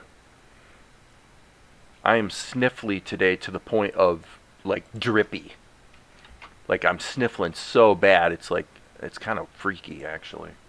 I don't know why I'm so sniffly, because I feel fine.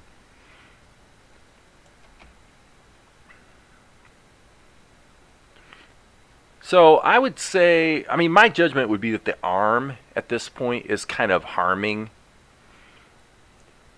the overall quality of things. But let's see what we can do about that. Okay, so B key. Let's just go back to the beginning on the arm and start looking at what we could do to fix this up. So I'm hitting the B key. Boom, boom. Okay, and why are we drawing and nothing's happening? B key. Now it's working. Okay. Oh. Okay, so this would be actually be the body layer. That would be in the body layer. I guess I need to animate in the body layer, not the arm layer, because I have to be able to draw over top of it. Okay, so now we'll just go through and start making this a little more credible, right? All this stuff that was glaringly missing, and kind of smooths things out a bit. So we'll get this. Let's just deal with this edge for now. Yep, we'll deal with this edge. Boom, boom, boom. Okay. Now here we want to allow the slight change. Maybe just a little bit of a change there as the head moves, allowing the faintest change in the wrinkle situation. Okay, so now what I'm missing is this border here. That feels better to me. Okay, let's give it a crack. Okay, and then I would say a little bit of liquefy. So let's go into the arm, hit the A key, and we're going to do some liquefy.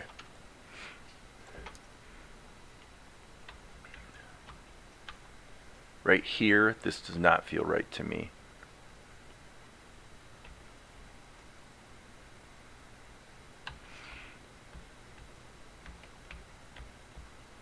Little change in volume. You can't really have those changes in volume.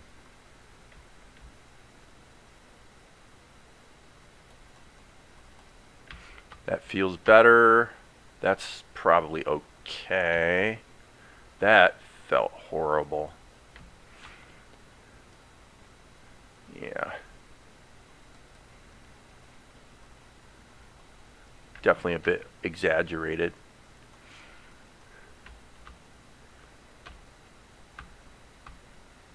Okay, right there.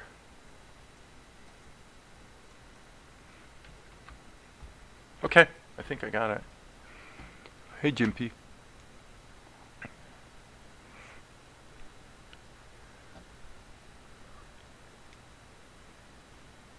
Unless I'm wrong, but I never heard of an autofill, but Dave uses Cuda more than I do. There's a special brush that doubles as a lasso and a fill. Just type fill in the brushes search bar and you'll find it.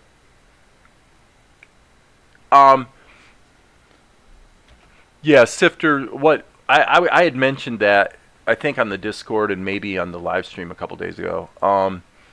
If you go in and edit your brush, let's go in here. Okay, what are we doing here, Krita? Hit the B key, and then let's edit the brush. If you go in and you select the...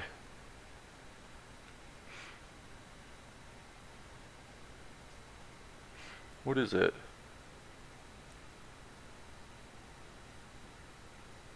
Curve? No? What the heck? What was it? Tangent, normal, deform, filter, my paint, close much, quick brush, sketch, bristle, shape. If you select shape brush, you can start with any other brush and actually create a shape brush just that quickly. Just click this plus arrow, and then you want to choose the shape. So you're using the shape brush engine instead of the pixel brush engine. Basically, that's about it. And that allows you to do the same thing as the freehand path tool. I think that's what you were.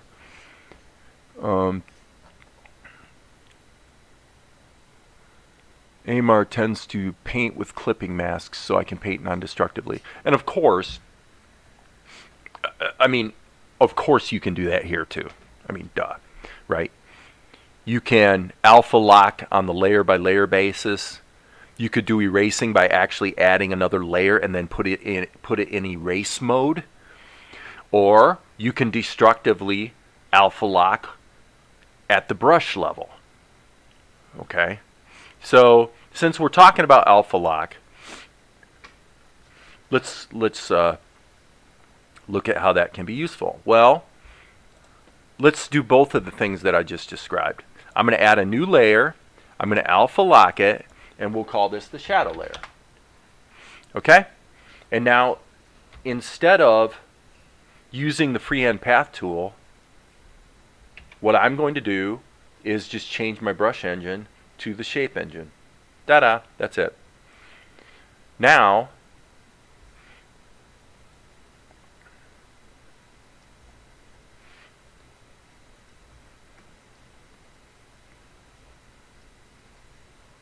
ta-da!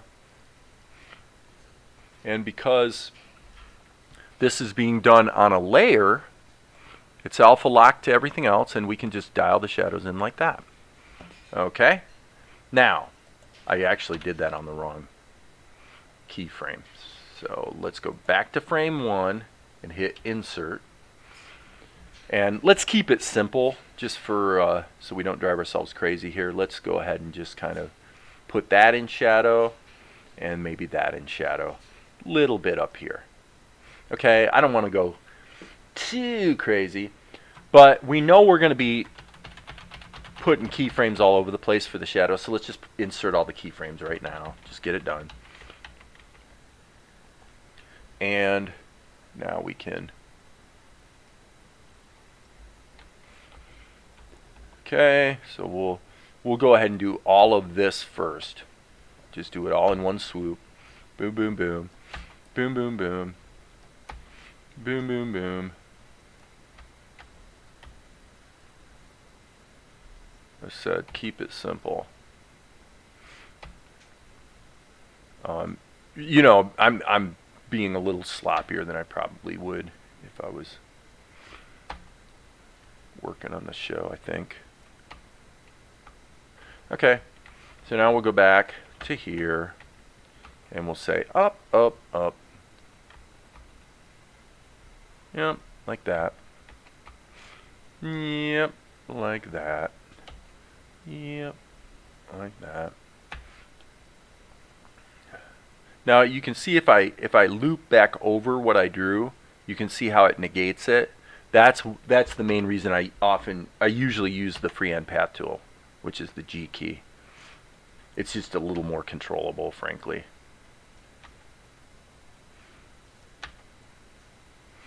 So, no big deal.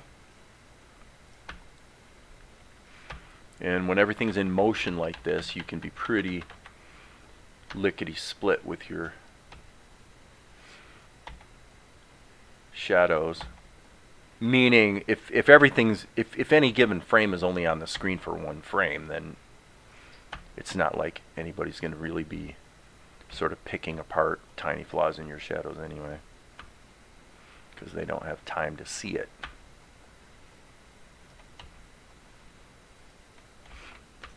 Okay, that's probably okay. I think that this is questionable. Let's...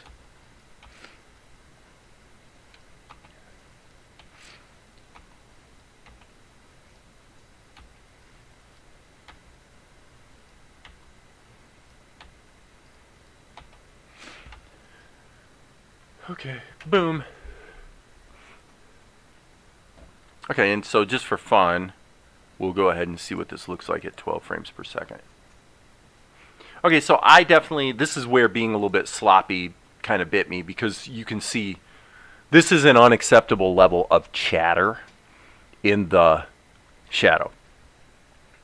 Okay, now getting back into kind of what I was talking about a little bit ago, what you could do in this case is add a an erase layer. Okay, so, oh, I see. If you're going to take a group and alpha lock it, you have to alpha lock the group. Once I put the shadows into the layer, the alpha lock doesn't work anymore, because that's one of the good things about Krita. Every group, when you group layers, every group is treated as a standalone compositing group. All the compositing takes place within that group, and then what gets sent to the other layers that are at the same level is the result of the compositing within that group. That's extremely useful and powerful, but you might have to play with it for a while to appreciate why. Anyway, okay, so now why did I do that? Well, the reason I did that was I wanted to...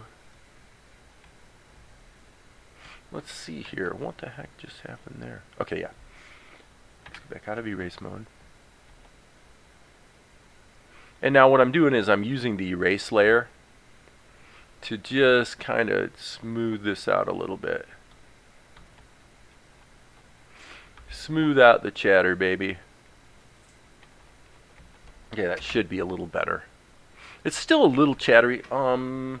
Right at the end. So now we're in the mode right now where we're kind of nitpicking some stuff pretty well. So what I'm going to do is I'm going to say that really needs to be more consistent. So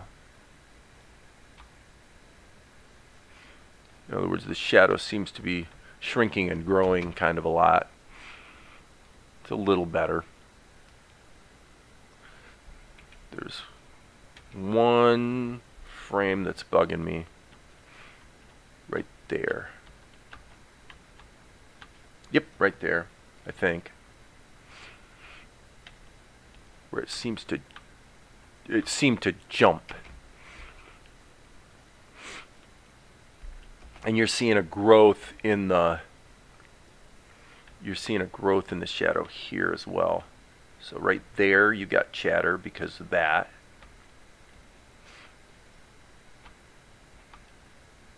And again, that's missing.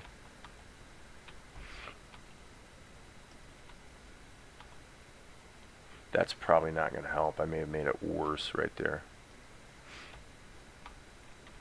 Yeah, we'll see. Yeah, definitely, I don't want to keep sitting here and spending all day fiddling with it, but I will say that this shadow is... There's way too much chatter in the shadow. Well, what do you expect? I took, like, what did I take? 1 minute to go through and add the shadows on all the different levels. So what I am going to do is I'm just going to add a filter mask that's going to be a blur effect. Hello. Okay, why does it not want to let me switch to the blur effect? Ah, that's why.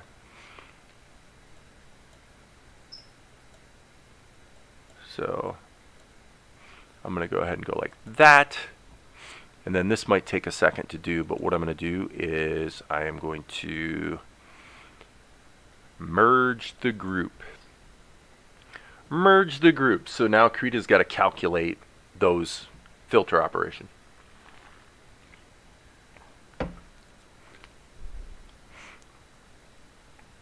Oh, hey, Goswami's here.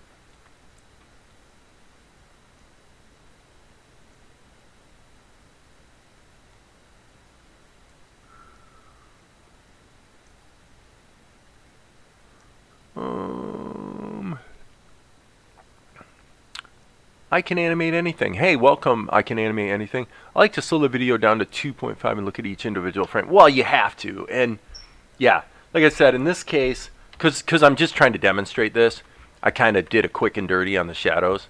And so there's just way too much chatter in the shadows. Way too much chatter. Now that this is merged, though, what I could do to fix it a bit is actually some judicious liquefy. Okay, so watch this. See that little change right there? See that? Just a little bit of liquefy, and that probably should be crunched up. Right there's a change that's too big of a change. Okay, so now that helped a lot, actually. And then here,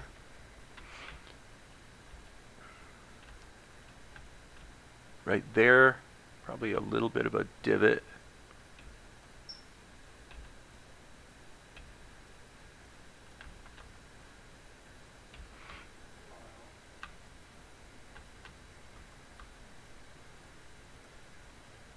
Of course, what I'm doing right now is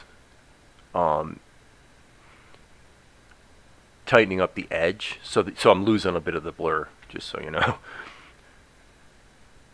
Not the end of the world, but that's probably an improvement. Yeah, I'm still seeing, look at that corner, look at that right there. Well, I'm just going to leave it at that. I'm not going to do anything more with it. But you guys can see this. This is something you're just going to have to deal with. You have to you know, are you going to fix that or not? That's pretty chattery, baby. That's pretty chattery. We're seeing a lot of chatter here too. So, good example of where, you know, every bit of detail that you add does run the risk of introducing distractions if you're not careful. So, but all in all, I would say the ink work kind of turned out okay. Literally, the only thing I don't like about it is the things that are chattery. If I get rid of the shadows completely,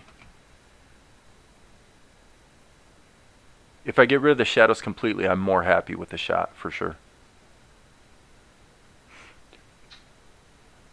So, see you, Sifter.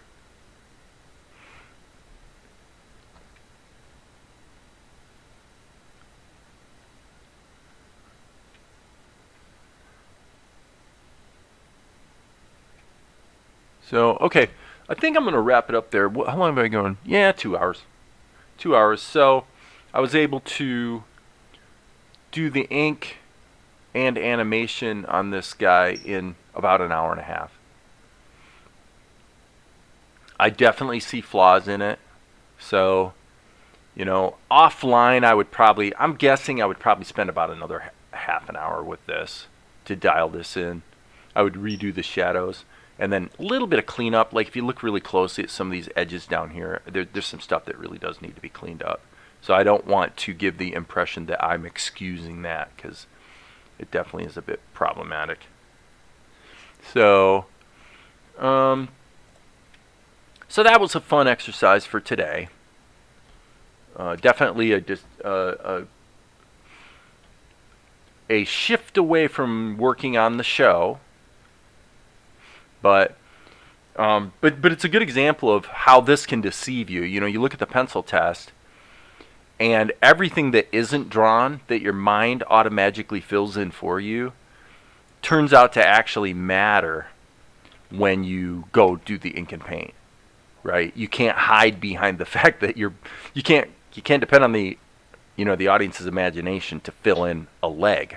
Obviously there are things the imagination still fills in, but things like legs are usually frowned upon when they're left out completely.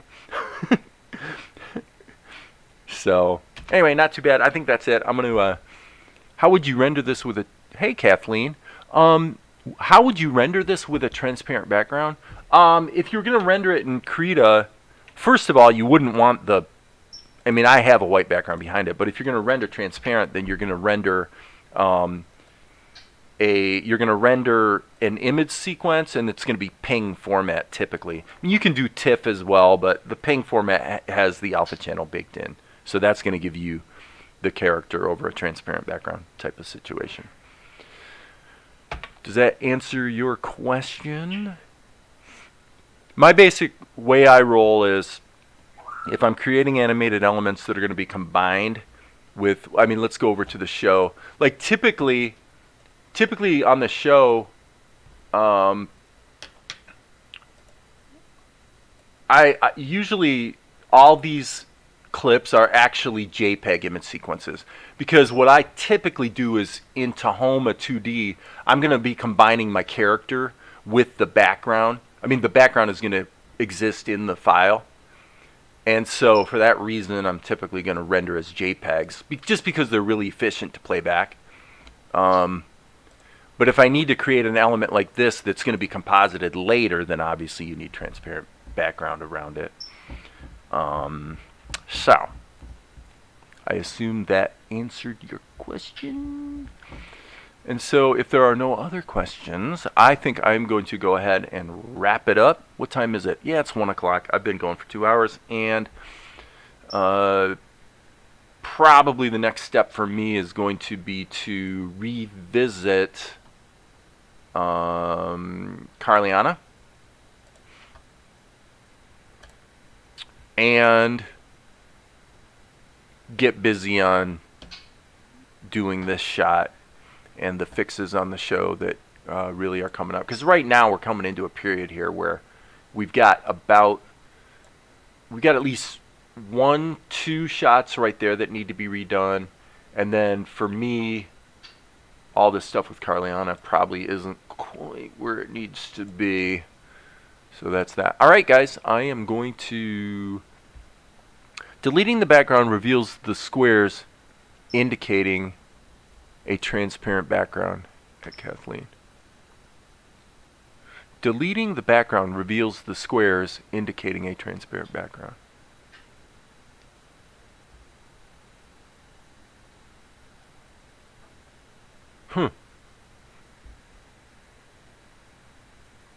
I think I can animate anything. What you mean is like when I just deleted the white background. That's what you're talking about there. It reveals the transparent pixels, in other words.